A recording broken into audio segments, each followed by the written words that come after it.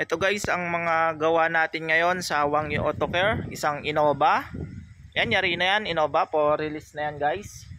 Itong Suzuki Celerio. Celerio nga ba ito? Yan, Suzuki Celerio. Tsaka Vios. Yan.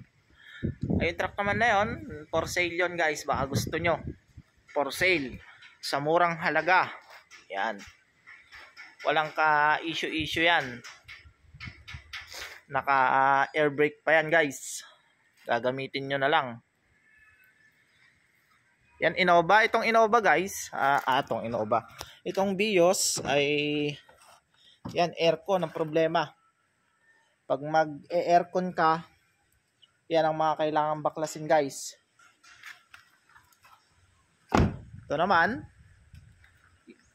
Innova. Isang Innova pa. Puro Toyota tayo ngayon Itong Innova na to ay problema nito sa alternator. Yan, wala nang alternator, binaklas natin. Tuloy belt. Papalit na rin tayo. Sobrang ingay na ng belt niyan. Sa dry belt lang naman. So yun guys. Yan, may Ranger pa dyan.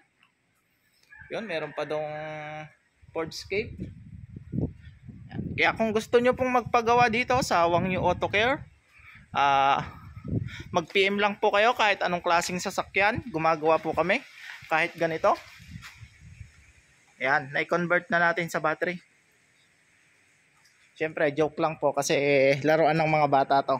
Ayan. Ito, Revo. Problema to, aircon din.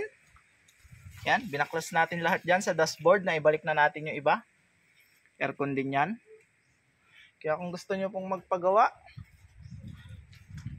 mag-PM lang kayo. Kahit anong klaseng sasakyan, ginagawa. Favorite ang Ford. Ayan, patrol.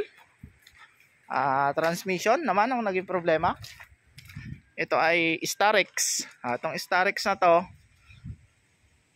marami na pong sumubok, nagtangka. Pang-apat na kami. Hanggang sa na-overhaul na daw to, bagong overhaul ang makina.